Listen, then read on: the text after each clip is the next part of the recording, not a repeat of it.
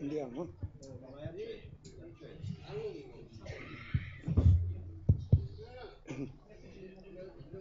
Allora, ringrazio tutti i presenti che appunto ci onorano della loro partecipazione e qui per me è veramente una cosa molto importante e coinvolgente il fatto di poter parlare di questo importante libro di Italo Deledda. Noi a Olbia lo conosciamo come Italo, quindi io, a mio parere si tratta veramente, per me si è trattato di una rivelazione, nel senso che davvero non pensavo che un argomento tanto complesso come le diverse storie che si intrecciano poi in un periodo storico così difficile come l'Ottocento in Sardegna si sarebbe potuto, ecco, dipanare in una maniera così chiara e così anche calata proprio nel periodo. Quasi mi fa pensare a un'operazione di trasposizione, cioè come un'epifania, andare proprio dentro il periodo e descriverlo in una maniera così appropriata. Due parole voglio semplicemente dire sul periodo. Ecco, forse noi non riflettiamo abbastanza sul periodo che in fondo è molto vicino a noi. Appunto, per la mia generazione, alla fine si tratta di un periodo nel quale sono nati i miei nonni, ecco. Si tratta, cioè, dagli anni 70 agli anni 80 dell'Ottocento sono nati i nostri nonni, quindi se vogliamo si tratta di una storia che in qualche modo, almeno nei suoi tratti generali, nelle sue ambientazioni, abbiamo sentito anche raccontare. Però la storia sarda dell'Ottocento ha proprio delle particolarità incredibilmente singolari. Ecco, e io vorrei sottolinearne alcune proprio per fare in modo che questo racconto sia inquadrato nella maniera migliore. Ovviamente le singole storie devono essere lette perché è inutile farne un riassunto perché appunto a parte la godibilità della cosa, si tratta proprio di qualcosa che non si presta ad essere riassunta. Si tratta invece di qualcosa che induce alla riflessione e pertanto deve essere goduta direttamente. Però, appunto, due cenni al periodo storico li vorrei fare. Quali sono i fatti più significativi? Il famigerato editto sulle chiudende del 1820, che è quello che ha, diciamo, che con con le migliori intenzioni da parte di chi lo aveva adottato, però non ottenne gli effetti esattamente opposti, perché rispetto a quelli che ci si proponeva, praticamente la Corte Sabauda intendeva introdurre la proprietà perfetta per fare in modo che l'imprenditoria locale avesse un'esplosione, perché non dimentichiamoci che fino all'Ottocento in Sardegna non esisteva la proprietà privata dei terreni, cioè esistevano le proprietà comuni e poi c'era ancora, ancora eravamo in pieno feudalesimo, il feudalesimo che era stato introdotto nel XIV secolo dagli aragonesi. Quindi, ed era stato introdotto come? Anche in questo caso un'anomalia incredibile. Altrove era già scomparso e in Sardegna veniva introdotto. Perché? Perché era una formula molto semplice per riscuotere i tributi, tra l'altro tributi che venivano moltiplicati, perché tributi di tutti i generi, insomma, se noi li andassimo a vedere è una cosa anche molto singolare da questo punto di vista.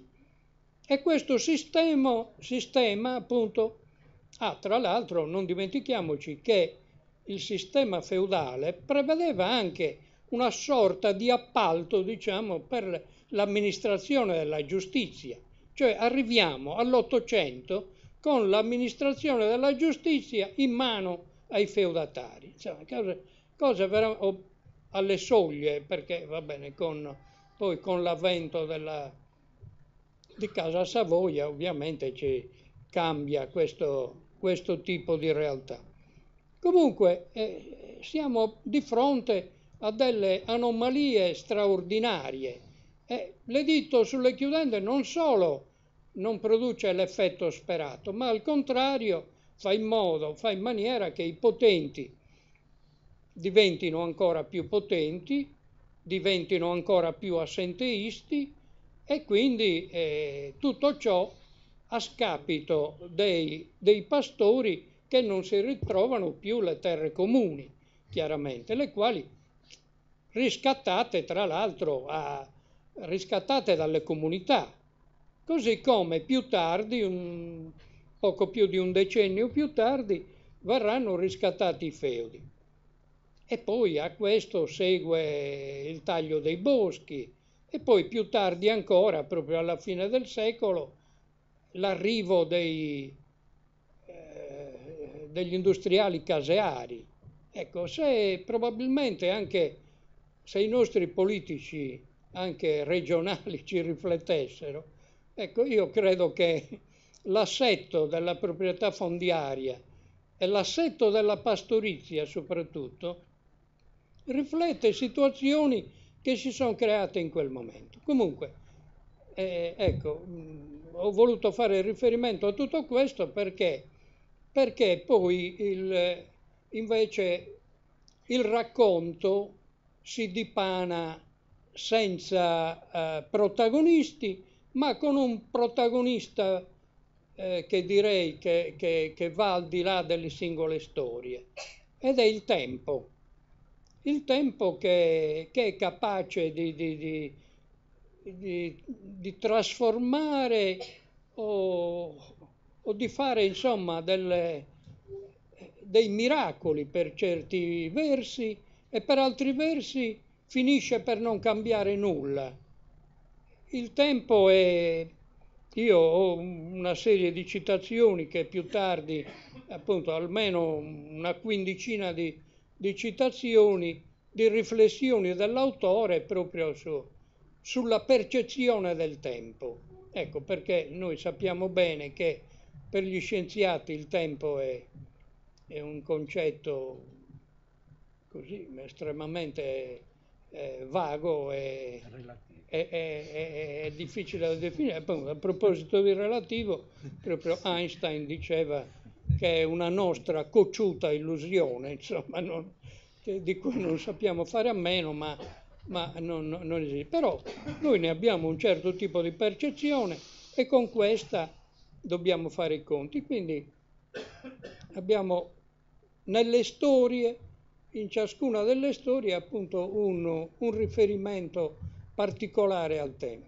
Aggiungerei che il tempo cambia, modifica e richiama e però riporta da dove si è partiti, questo dice l'autore in diverse situazioni. E direi che anche per noi è il momento di riflettere proprio su quel che noi siamo, cioè al di là anche dei singoli personaggi, noi che siamo le prosapie, gli epigoni di quei personaggi là, in qualche modo dobbiamo riflettere sul cosa siamo diventati e dobbiamo riflettere su cosa sono stati coloro i quali ci hanno preceduto. Comunque, appunto, il discorso andrebbe avanti troppo, io mi limito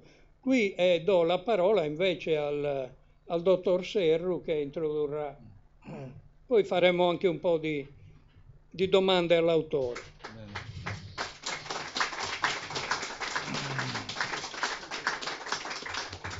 Allora, innanzitutto, buonasera a tutti. Io sono Alain Serru, sono un medico oculista in pensione. Vi chiederete cosa ci fa un medico oculista alla presentazione di un libro non di medicina. Per darvi una visione, sì, una nuova visione. E me lo sono chiesto anch'io, no? Quando mi è stata proposta questa presentazione. Io sono un lettore di libri sicuramente, ma fondamentalmente leggo più saggi che romanzi, no? Ho pensato, è come chiedere a una persona che beve vino al pasto, no? Di presentare un vino. La faccenda, io naturalmente ho chiesto un po' di tempo a Italo, che si chiama Italo qui a Olbia, non so, anche a casa Italo, no? Ho chiesto del tempo a Italo e ho iniziato a leggere il libro. E qui sono finito nel panico, perché in realtà io leggevo il libro, io il romanzo non lo vedevo, cioè non riuscivo a vederlo, no? E poi sono finalmente arrivato praticamente quasi alla fine e ho avuto l'illuminazione, cioè ho visto il romanzo. In realtà questo libro è come una banconota. Tu hai una banconota, la guardi e vedi la banconota, no? Se la guardi contro luce ti accorgi che c'è la filigrana. Ecco, in questo libro la filigrana è il romanzo. Bene? Comunque avete capito che poi ho accettato, sì. Sì. I romanzi attuali nella maggior parte hanno, come anche i film, no? Hanno un ritmo accelerato e frenetico, no? Fatti di soli dialoghi e azioni. Questo libro invece, per la sua lettura, necessita di molta concentrazione e nella mia esperienza anche di una rilettura. L'autore, Salvatore Italo Deletta, noto Italo, no? Che io conosco da una cinquantina d'anni e che mi onora la sua amicizia e non so se lo farà anche dopo questa presentazione, no? È un professore di lettere in pensione, grande studioso e autore di numerosi saggi di storia, religione della Sardegna e di Posada in particolare, suo paese di nascita. L'autore è sicuramente, secondo me, una persona dotta, nel senso più ampio del termine. Il libro è ricchissimo di informazioni storiche, religiose e antropologiche, che riguardano un periodo, come ha già anticipato il buon Franco, molto travagliato dalla Sardegna del 1800. Un periodo di passaggio tra il periodo feudale e il moderno. Da qui il titolo L'isola degli inizi. Cioè è l'inizio del moderno, l'inizio della civiltà, fra virgolette, dell'isola. Cioè verso il riformismo ottocentesco del Regno di Sardegna prima, poi diventato Regno d'Italia. Questo libro, come ho già anticipato, non è solo un romanzo, io lo definirei un saggio che contiene un romanzo. Come saggio il libro ci dà una infinità di dati che non ci permettono distrazioni, cioè è un libro che arricchisce la nostra cultura, perché infinite sono le notizie ivi contenute che danno le informazioni base e quindi ci permettono di capire e contestualizzare capire e contestualizzare lo svolgere del romanzo. Cioè, non si possono leggere solo i dialoghi, fondamentalmente. La storia è ambientata nella zona di Posada e riguarda in particolare la Bassa Gallura, la Gallura di Io.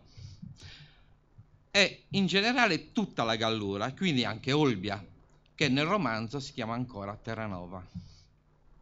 L'autore ci descrive con dovizia di particolari la composizione di questo popolo. C'era la gente del luogo, che lui chiama i naturali.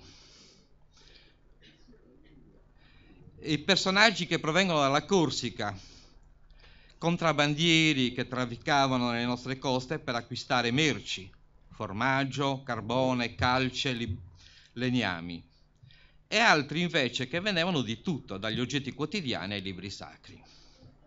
Poi c'erano i fuoriusciti, che per motivi che sapevano solo loro, venivano dal continente, in cui, ricordiamo, continente, si viveva lo stesso travagliato periodo storico della Sardegna. I nostri personaggi, come ha già anticipato Franco, sono sottoposti alla tempesta che ha investito la Sardegna in quella porzione di secolo con la famigerata legge delle chiudende. Quindi ripartiamo dalla chiudenda, scritta nel 1820 ma applicata, promulgata nel 1823, che diede alla Sardegna una nuova classe di proprietari imprenditori a scapito però dei pastori. Cioè, nell'istante in cui si chiudevano i tancati, d'accordo? Ai pastori mancavano i pascoli liberi. Poi ci fu l'abolizione dei feudi, sempre a carico della povera gente, perché sempre era il popolo che pagava per tutto, e la creazione del nuovo catasto sovrastimato con smisurato aumento delle tasse. Poi c'era il taglio indiscriminato delle foreste sarde da parte di boscaioli, soprattutto corsi, per il legno, il carbone e la calce. L'autore ci conduce per mano e ci descrive i cambiamenti e la disperazione della povera gente in questa tempesta e ci fa scoprire le mutazioni antropologiche delle medesime. Lo stato di disagio dei pastori che dopo la crisi economica perdono molto la loro autonomia. Con l'agricoltura che, benché promossa e sollecitata dal governo nazionale, non riesce a decollare. Credo che non sia ancora decollata. Sì. In questa crisi cresce come la gramigna l'usura che costringe molte persone al banditismo, con aumento di delitti e conseguente percezione di insicurezza da parte della popolazione. Il personaggio principale, che in realtà non c'è, però è la persona di cui si parla di più e quindi lo chiamiamo principale, è Donu Melchior di Oro, sacerdote che poi si chiama Melchiorre d'Ore nella realtà, sacerdote e poeta, venne nominato rettore in un paese della costa, che poi è Posada, va bene, accompagnato da numerosi nipoti, da qui il fascino dello zio prete, che è una cosa... No, zio... Sì. L'autore ci conduce per mano, accompagnandoci tra il momento storico del periodo e le peculiarità umane dei personaggi, e le ci descrive con fine pennellate la loro umanità, la loro debolezza, la loro forza. In realtà l'autore non ci dà il nome dei posti dove avvengono i fatti, né il nome dei personaggi, cioè il nome vero dei personaggi, perché vuole dare un carattere universale, secondo me, al romanzo. Noi riusciamo facilmente sia a riconoscere i luoghi che i personaggi perché sono realmente esistiti. Quindi noi ai personaggi ci eravamo già arrivati da per altre strade. Ci descrive magistralmente due cugini, ambedue sacerdoti, nipoti di Melchior, quindi Melchiorre d'Ore. Il conservatorismo rigido del Massa, che poi credo che si chiami Mossa, va bene? e i fervori liberali, repubblicani e massoni del cugino Giorgio Aspruni. Bene. Questo, laureato in legge, diventa sacerdote, Giorgio Aspruni, no? Decide di dedicarsi alla politica, viene eletto deputato nel Parlamento del Regno, decade, lascia la tonaca, si ricandida e viene rieletto, dedicandosi alla politica nelle file della sinistra per 27 anni. Fa un ulteriore passo avanti, un grosso passo avanti, entrando nella massoneria. Perché nell'istante in cui entra nella massoneria, lui viene scomunicato. Perché, sì, assolutamente incompatibile. Quindi, io sono convinto, sì, è un applauso per il mio cagnetto che vuole a tutti i costi.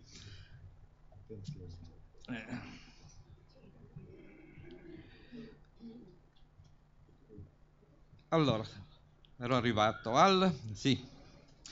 E secondo me il Giorgio Aspruni è un personaggio con una grossa religiosità, intendendo per religiosità il fatto di essere religioso, ma atteggiamento e sentimento religioso non necessariamente legati a una religione storica. Cioè uno può avere una grande religiosità e contemporaneamente essere ateo. Abbiamo detto che ambedue sono nipoti di Don Melchior, ma dal canto suo lui, Don Melchior, preferisce Giorgio rispetto al Mossa, perché è ritenuto più autentico e forse più simile a se stesso. Un altro personaggio che mi è piaciuto è Fedel, che troverete poi nel libro, anch'esso nipote, uno dei tanti nipoti di Melchior, sfortunato in amore, che porta l'ombra di una morte prematura, perché in realtà l'autore ce la preannuncia, questa morte, però nel romanzo non si compie. Sì, non si compie. E considerando che tutti noi dobbiamo morire, quindi a tutti è preannunciata questa cosa. Sì, sì. A tempo perso, sì. Sì. E sarà anche l'ultima cosa che facciamo. Vogliamo continuare così? Allora, di questo libro ho molto apprezzato le caratteristiche dei dialoghi, in cui l'autore fa parlare i sacerdoti in maniera estremamente curiale. Tant'è che io mi sono pure chiesto se avesse fatto il seminario. E lui ha negato. Ha negato. Li innamorati in maniera molto romantica. Al che mi sono chiesto, sarà stato innamorato? Ha ammesso. Sono presenti dialoghi in italiano, in sardo, latino, spagnolo, francese. Queste sono le lingue praticamente usate dai personaggi del romanzo. Il libro va letto con molta calma e attenzione, perché solo medesimandosi e quindi facendo proprio il periodo storico si riesce a cogliere e a godere appieno il romanzo e soprattutto capire le problematiche esistenziali dei personaggi che l'autore è riuscito a descrivere in maniera sublime. Quindi, concludendo, si può dire che il vino è buono e si lascia bere. Grazie.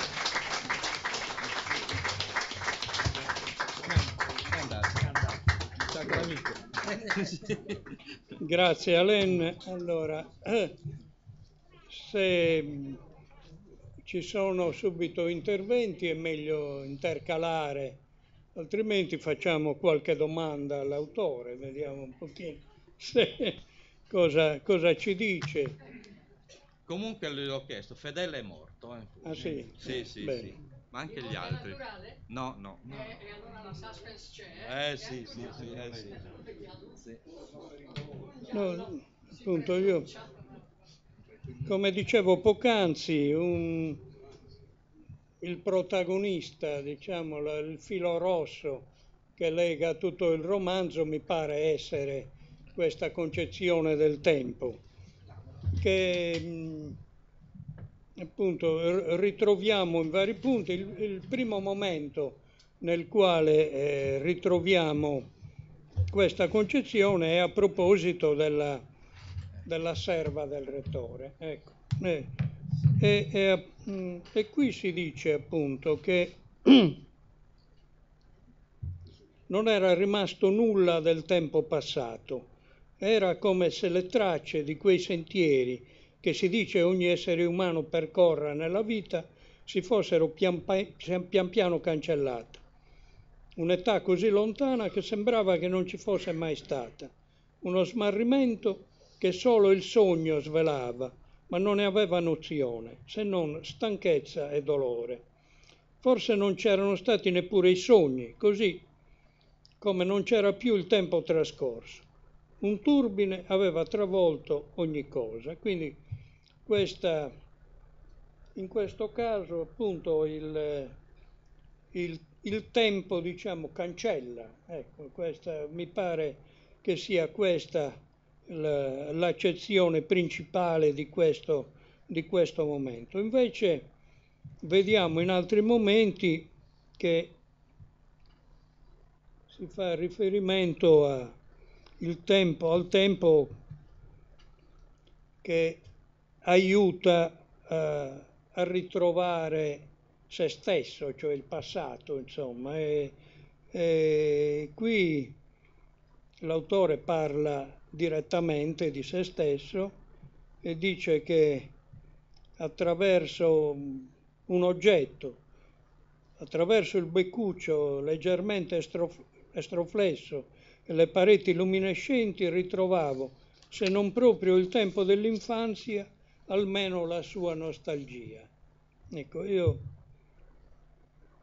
volevo per ora fermarmi su questi due aspetti del tempo, cioè anche sia come cancellazione che come nostalgia, ecco, che cosa, che funzione ha dentro di noi, cosa... Sono domande.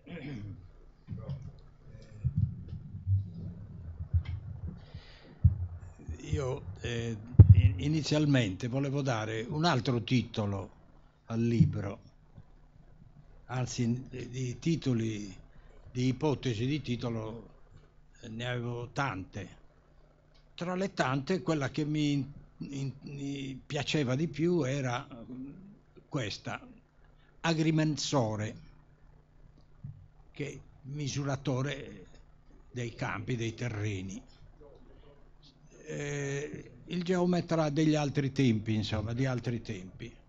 Perché questo tema per me era così intrigante? Leggendo la cartella feudale, una delle cartelle feudali, mi sono imbattuto in un passo del De Candia. Voi sapete, il De Candia era al seguito di quella grande impresa di misurazione della Sardegna, che era ad opera come? Sì, assolutamente, questo è il problema, la misurazione dei campi, la misura, il metro. E in un passo del De Candia ho letto questa espressione riferita a certe località della Gallura meridionale: infinito. Questi luoghi, queste montagne, eccetera, sono infinite. Se fate attenzione, questo termine trova riscontro in un grande poeta italiano che, come sapete, è Leopardi. Perché infinito, nel caso del De Candia, come in quello del Leopardi, significa indefinito, non infinito come nella canzone di Lucio Fontana, che riguarda l'universo. Infinito nel senso di non misurabile. E il senso poetico, l'ispirazione poetica del Leopardi è tutta legata a una dimensione che è tutte quelle cose, tutte quelle domande che mi ha fatto Sionis, ci sono un po' tutte, nel senso che riguarda, per Leopardi riguarda l'infanzia, riguarda il passato, perché quando il Leopardi ripara dietro la siepe che da tanta parte dell'ultimo orizzonte il guardo esclude, eccetera, eccetera, gli si svela questo universo, questo infinito, cioè l'indefinito, cioè ciò che non è misurabile, ed è riferito sia all'infanzia sia al passato. E per il Leopardi il passato era strettamente legato alla sua visione filosofica, al suo pessimismo cosiddetto storico, relativo cioè alla condizione umana nel mondo, dal momento in cui l'essere umano viene alla vita fino alla morte, eccetera, eccetera. E Leopardi questo tema l'ha trattato per stagioni diverse e per tutta la vita, oserei dire, senza mai rinnegare i presupposti iniziali. Allora, l'infinito, quest'opera del Leopardi, è del 1819. Una decina circa di anni dopo compaiono I Promessi Sposi. Non vi sembri oziosa questa, dice, ma questo dove sta andando a parare? Neanche 10 anni dopo, ripeto, l'infinito, compaiono I Promessi Sposi, che è il più grande sforzo di creazione della prosa italiana, perché fino a Manzoni non esisteva una prosa italiana degna di questo nome, perché quello che aveva scritto il Foscolo nelle le ultime lettere di Jacopo Ortis è una prosa piuttosto retorica, difficile, voglio dire, non popolare. Al contrario, Leopardi tendeva a creare una lingua nazionale, in relazione cioè a quei processi di unità nazionale, di formazione della nazione italiana, della creazione di una nuova patria, eccetera, eccetera. Se fate attenzione, tutti questi temi noi ci stiamo dentro, noi ci stiamo bene dentro. Ecco perché è l'isola degli inizi, noi sardi dico, perché la nazione italiana, lo Stato italiano, il popolo italiano è nato dal Regno di Sardegna. Un caso strano, la storiografia inglese l'ha definito miracolo italiano, come se... perché in effetti si presenta strano questo fatto, perché la Sardegna era una zona marginale dell'Occidente, abbandonata da secoli dalla Spagna, dalla monarchia spagnola, che naturalmente della Sardegna era interessata alla parte occidentale, Alghero in particolare e Cagliari, tutto il resto niente, non esiste. In particolare la costa orientale.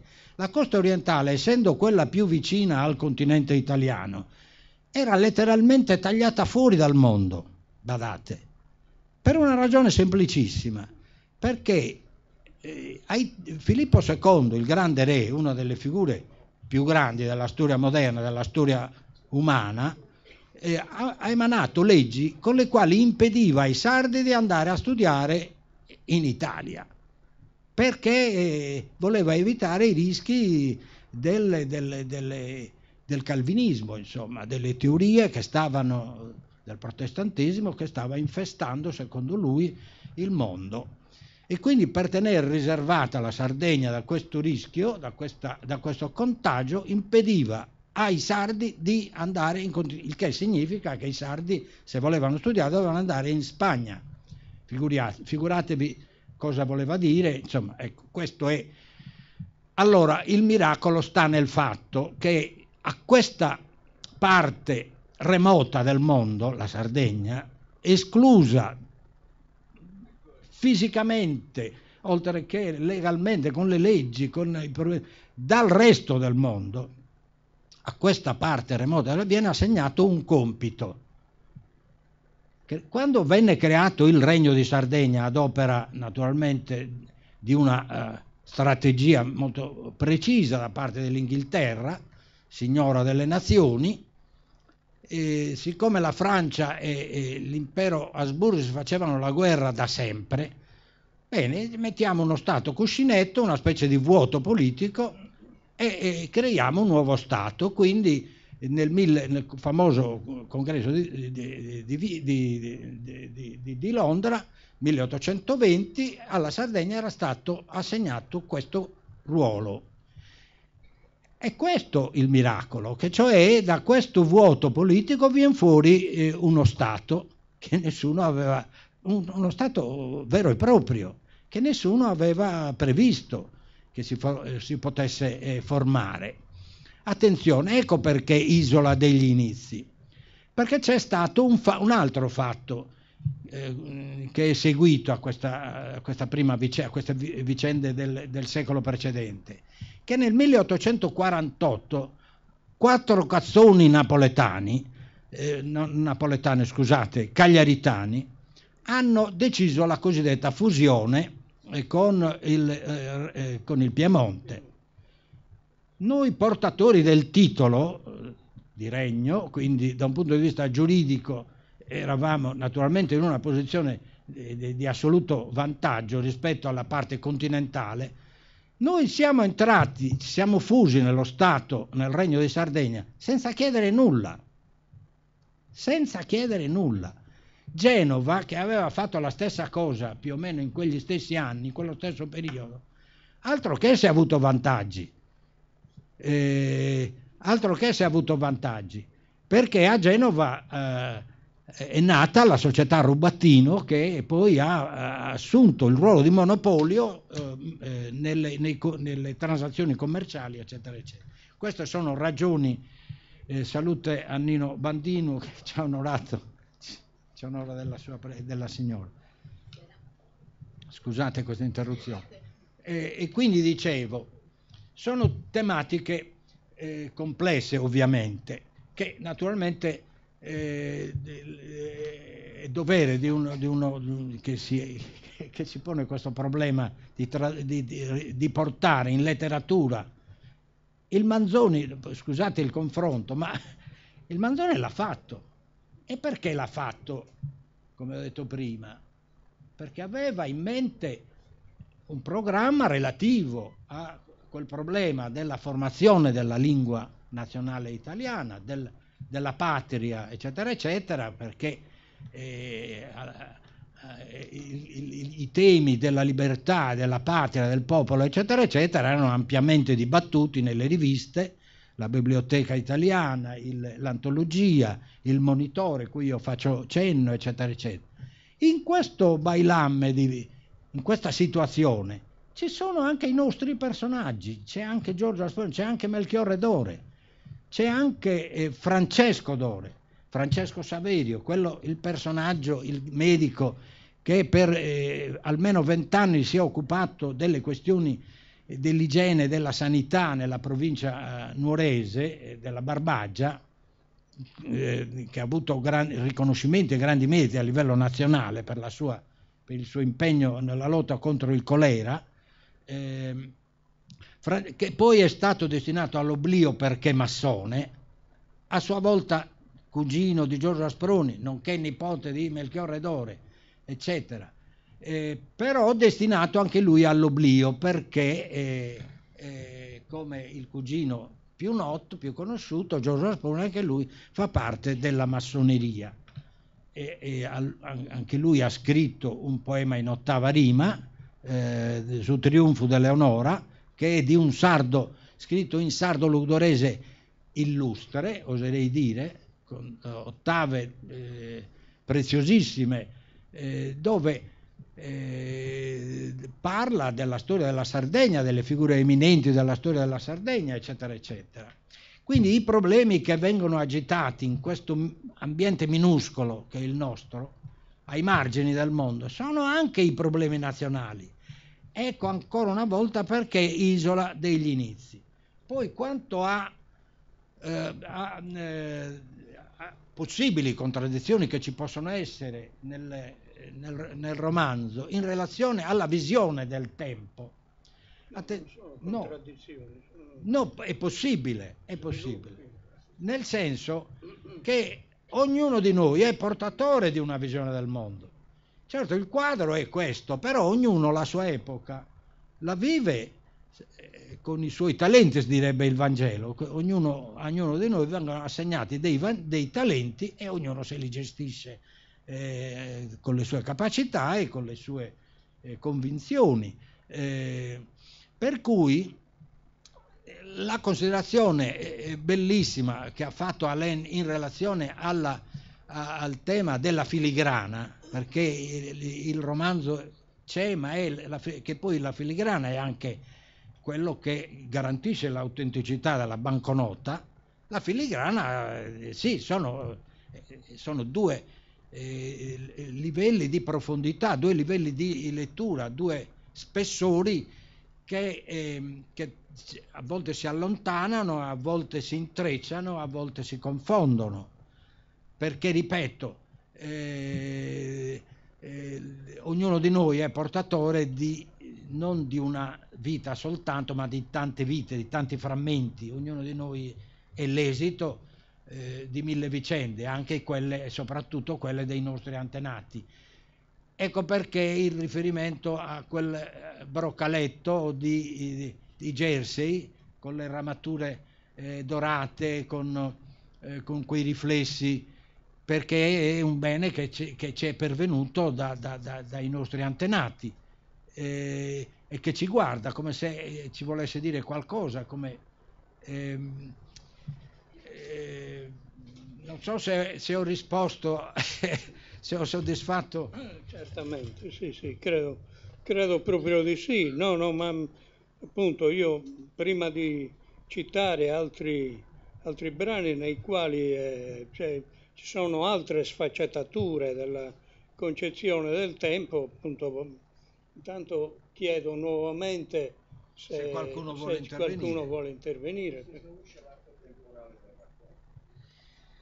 Beh, dunque, allora, ecco, quando stavo parlando dell'agrimensore mi sono dimenticato di parlare di quello che materialmente rappresenta e anche simbolicamente l'agrimensore, e che è il generale, il personaggio. Il generale è Alberto La Marmora, che ha misurato la Sardegna e ci ha dato la prima carta, quella che è ancora autentica, perfetta, della Sardegna, eccetera. Però ho dimenticato, scusate. Sì, finisce con la partenza di questo misuratore, cioè nel senso che quella dimensione dell'indefinito, infinito indefinito, cioè dell'impossibilità di misurare quello che la partenza praticamente si esaurisce, quindi intorno alla metà.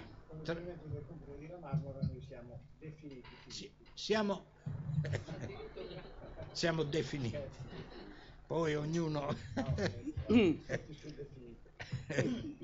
Tra le cose forse che storicamente, diciamo, particolari che sono avvenute in questo periodo, forse giova ricordare anche un fatto che non è storicamente come dire, comprovato, se non attraverso documenti diciamo ritrovati altrove, che è il fatto che Camillo di Cavour abbia tentato di scambiare la Sardegna con Venezia. Però non poteva, sì.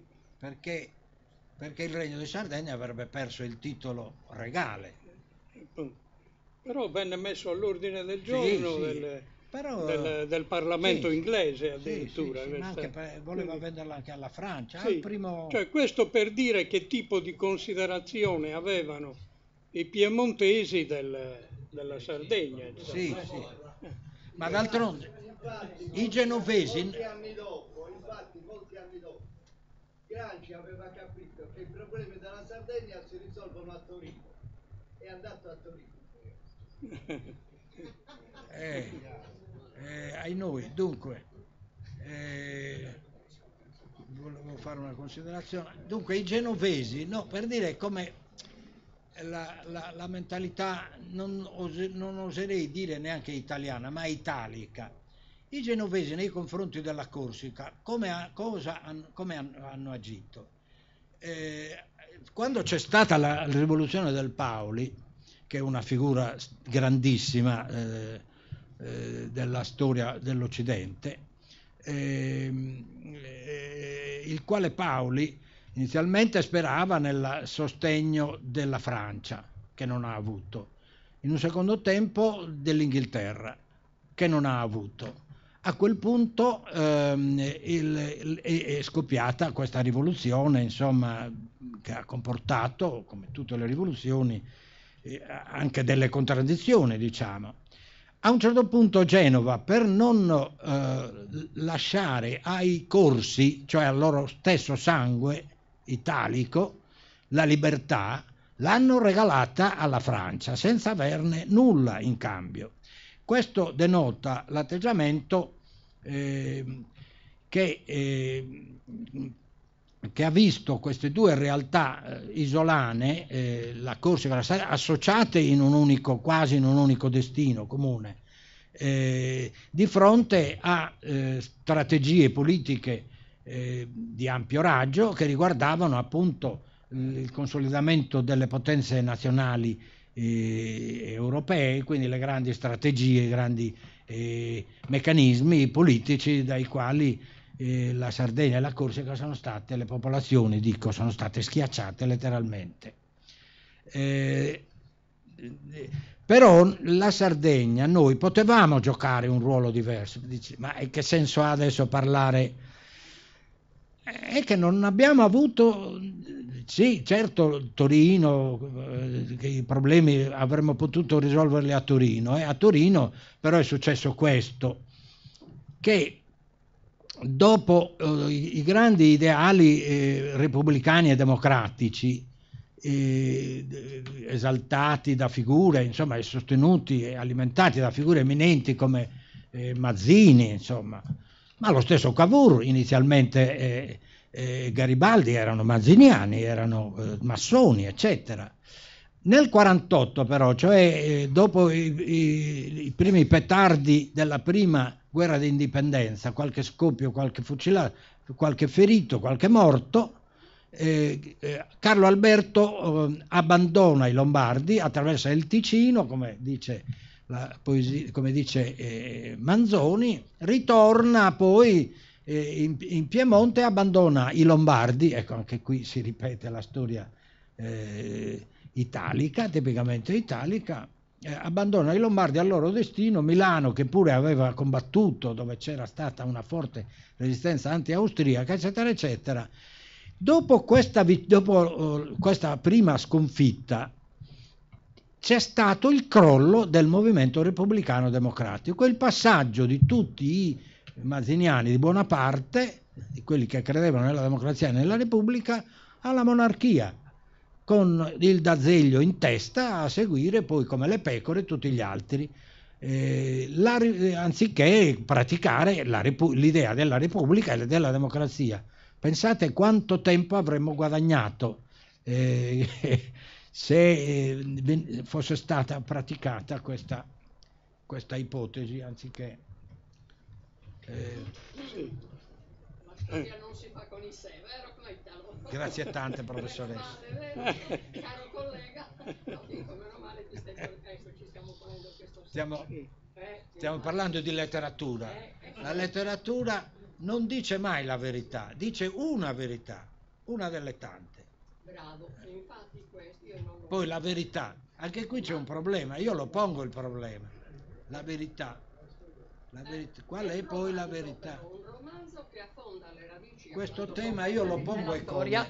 Grazie. No, dico, è un romanzo. Io non ho avuto ancora, Italo, il piacere e sono qui per puro caso, come tu sai. Sì.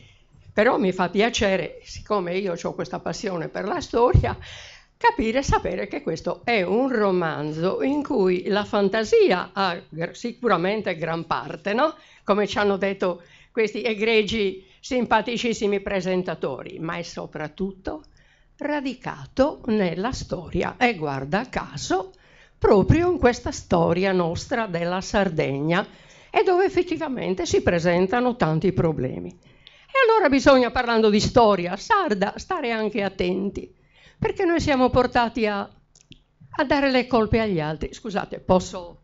non lascio che intervengano altri, poi semmai posso intervenire io, non voglio rubare tempo, no, perché io poi se parlo di storia sarda, insomma... No, volevo dire, siamo portati a dare la colpa agli altri, insomma, no? Agli altri, quindi per tanto tempo, come ha ricordato l'esimio professore, dice la Sardegna, il feudalesimo in Sardegna effettivamente fu introdotto da chi? Stranamente, dagli aragonesi, ma come? Perché un papa che si chiamava Bonifacio VIII e che era un papa teocratico per eccellenza, ritenne di poter disporre nel 1294, scelse, per stabilire l'equilibrio nel Mediterraneo, di creare un regno di Sardegna e di Corsica e di assegnarlo a chi? A Giacomo II di Aragona. Assegnazione, va bene, poi si trattava di occupare la Sardegna. Cioè arriva il feudalesimo, quindi gli aragonesi investiti da un papa, avete capito? Questo è il Medioevo, no? Per la Sardegna. Chiedo scusa, non era una necessità, chiedo scusa un attimo. No, non fu quella la ragione, no, non fu quella la ragione. La ragione fu che Bonifacio aveva interesse, aveva l'interesse di stabilire l'equilibrio nel Mediterraneo. Siamo al tempo della guerra dei Vespri in Sicilia e allora gli Angioini avrebbero preso la Sicilia e gli aragonesi venivano accontentati dando la Sardegna. Questo voleva essere l'equilibrio. Inizia il feudalesimo in Sardegna praticamente, mentre nelle varie parti d'Italia incomincia l'era dei comuni, l'attività. La Sardegna no. Ebbene, comunque continuiamo, il feudalesimo sarà lungo. Quando è che finisce il feudalesimo? Finisce molto tardi, cioè quando un Carlo Alberto, il principe di Carignano, sempre indeciso anche da re di Savoia, re di Sardegna, a un certo punto voleva e non voleva. E a un certo punto, insomma, si fa quella guerra d'indipendenza, come sapete, eccetera. Insomma, il regno sardo diventerà dal regno sardo, poi ci sarà il regno d'Italia, via dicendo. E en passant, Italo ha ricordato lo sbaglio che fecero i sardi quando votarono la perfetta fusione con la terraferma, cioè col Piemonte, 1847, un momento di entusiasmo. Lui dice 4 cagliaritani, ma erano gli intellettuali, non erano solo 4, erano grandi, tant'è che poi questi intellettuali, uno dei quali Giovanni Siotto Pintor, farà ammenda e dirà: errammo tutti, sbagliammo tutti, perché in quel momento di euforia i sardi, a Cagliari soprattutto, credevano che votare l'annessione al Piemonte significasse una promozione per la Sardegna. E invece molto presto si capì che in quel modo la Sardegna diventava una provincia del Piemonte, perché i sardi automaticamente, entrando nel regno del Piemonte, no, perdevano il diritto, avevamo un Parlamento autonomo noi sardi, no? Con quella famosa... guarda, mi fermo qua. Io mi fermo qua, caro. Comunque complimenti per questo libro che è sempre importante. Io ho scritto qualche libro sulla Sardegna, mi appassiono, perciò... Scusa. Prego. Grazie tante.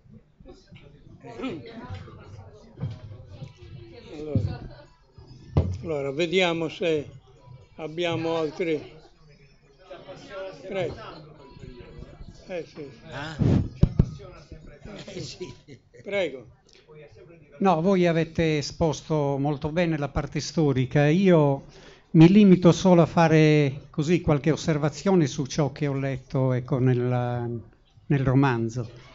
E a me è piaciuto, ecco, il modo in cui l'autore, intrecciando così i fili del racconto, ci ha descritto la storia di una comunità povera, di una comunità che è stata un po' dominata da questa grande famiglia e soprattutto dal capofamiglia. Il capofamiglia, ecco, che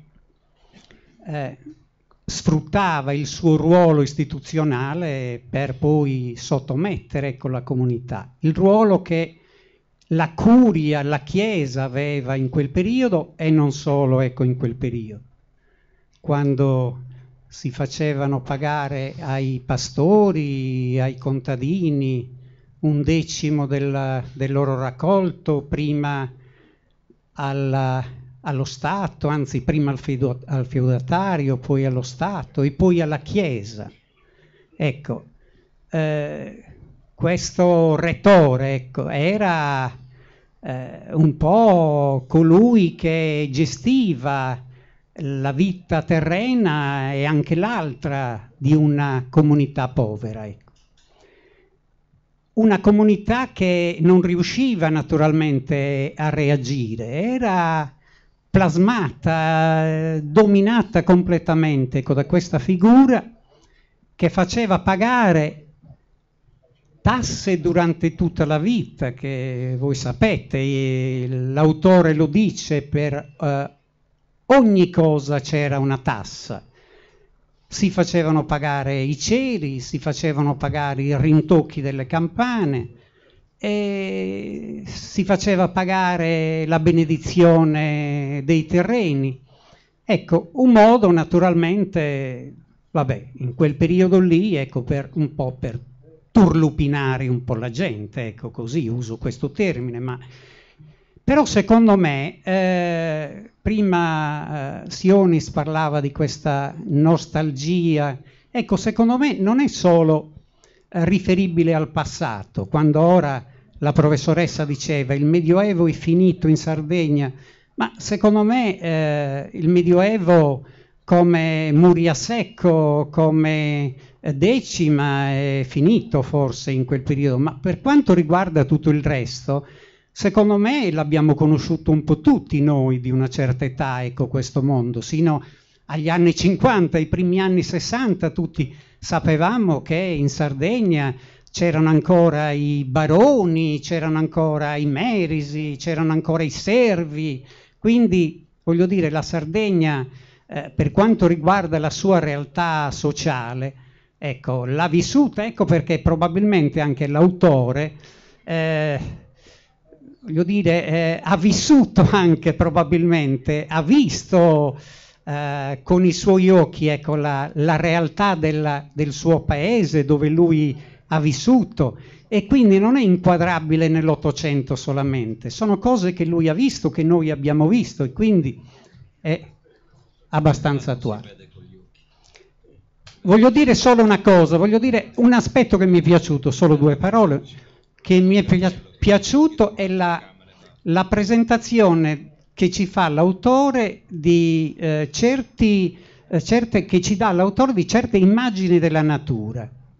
Ecco, io ho trovato la descrizione di queste immagini a volte poetiche, perché è difficile esprimere un'emozione. Ebbene, lui con sfumature diverse di linguaggio è riuscito, ecco, a esprimere a parole queste emozioni e sensazioni che lui ha provato.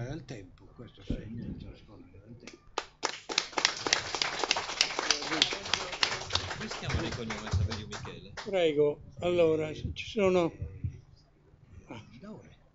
c'è qualcuno? No. Prego. Io quando ero piccolo mio nonno diceva che prima i sardi quando non si legavano a matrimonio la comunità regalava una pecora, una capra a ognuno e faceva il gregge per la persona e aiutavano tutti insieme a fare una casa e il cortile. Quello me l'ha raccontato mio nonno. Anche il fatto è che i sardi non sono stati mai considerati dagli italiani. Io sono sardo, non solo italiano, per le tasse e per fare il militare, così. Allora lasciamo perdere questo. Allora mio nonno ha raccontato che la gente non era stupida come la pensavano gli italiani, perché avevano una legge per loro, gli anziani cosiddetti, loro decidevano se non rubava una pecora a una famiglia povera, lui doveva pagare uno sostituire il tolto, l'altro è come tassa. Quindi c'era una legge meglio di quella italiana.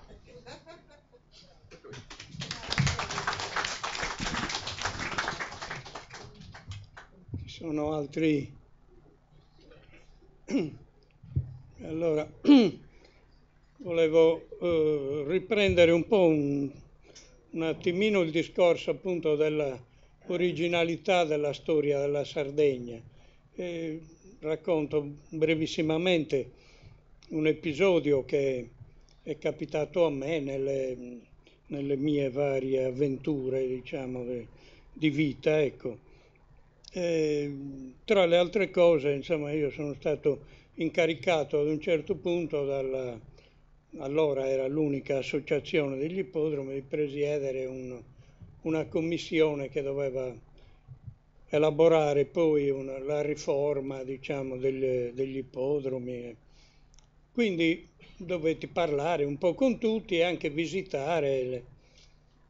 Nel visitare i diversi ippodromi, si badi bene, per la maggior parte in Italia gli ippodromi sono ippodromi di trotto, cioè si corre col guidatore seduto sul seggiolo che manda avanti. E quasi tutti si meravigliavano del fatto che in Sardegna, terra di cavalli, non ci fossero le corse di trotto. E diceva, purtroppo la spiegazione è storica. In Sardegna non c'erano strade, cioè praticamente il cavallo è stato usato pressoché esclusivamente come cavalcatura, perché al di là delle pochissime strade carrozzabili, che erano veramente pochissime, perché è pericoloso. Do solo un dato: ancora nel dopoguerra, negli anni 50, per raggiungere Padru, cioè da Olbia a Padru, si poteva raggiungerlo a Padru esclusivamente col carro a buoi, con grande difficoltà col cosiddetto saltafosso, cioè con un tiro a 2 ruote, non a 4 ruote, perché era impossibile per il tipo di strada raggiungere. Ecco, quindi voglio dire, anche da questi piccoli particolari, anche per il paesaggio, perché il paesaggio della Sardegna è così come lo vediamo e non è diverso, appunto. Le cose sono raccontate nel romanzo e appunto il taglio dei boschi ha fatto chiaramente è stato uno dei fatti traumatici più importanti, ma ha determinato proprio uno sviluppo diverso anche della realtà economica della nostra isola, per cui ci si interroga ancora perché il numero di pecore che c'erano allora, nell'Ottocento, c'era un numero di pecore molto inferiore a quello attuale. Perché? Perché si commerciava anche con prodotti di altri animali, appunto, prevalentemente bovini e caprini e maiali. Ecco. Si ricordi che mi pare nel 1860, prima della crisi doganale con la Francia, la Sardegna esportava 1/4 dei prodotti di tutta Italia, dei prodotti della terra. Quindi pensiamo, quindi evidentemente c'è una situazione, ecco, ho voluto sottolineare questo per dire che veramente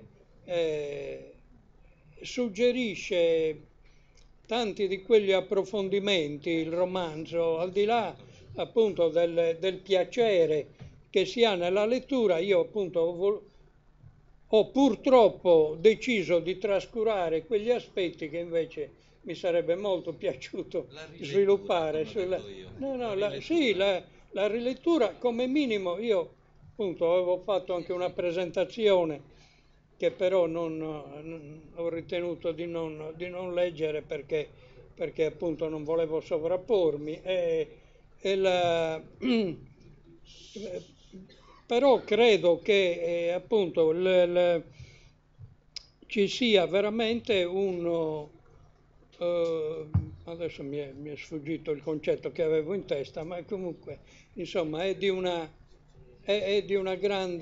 grandissima godibilità, diciamo, e di una grande bellezza. E questo, no, ecco, la cosa che dicevo nella presentazione era anche questo, riprendendo un concetto espresso nel suo libro da Gillo Dorfles, cioè sulla perdita, l'intervallo perduto, perché oggi noi, che è stato giustamente ricordato anche da Alain Serru, oggi noi abbiamo una gran fretta nel leggere, nell'ascoltare musica, non abbiamo più gli intervalli che ci consentono, cioè fino all'800 per ascoltare la musica bisognava andare in un auditorium, oppure bisognava andare in un teatro per ascoltare un'opera lirica, non c'erano.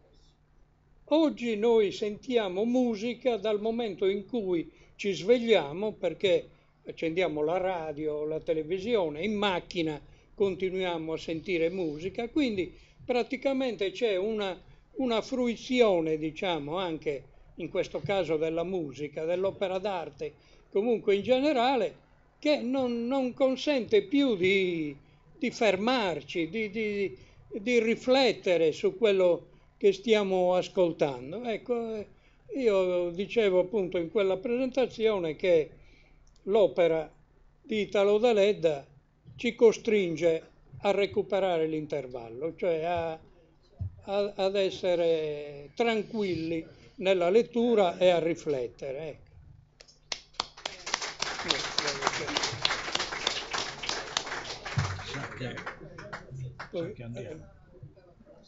Credo che adesso loro ci vogliano. Se l'autore vuole concludere. Sì, brevemente ringrazio tutti, mi scuso per qualche eccesso perché mi succede ogni tanto. Vi ringrazio infinitamente, consideratemi davvero vostro amico, insomma. Sì.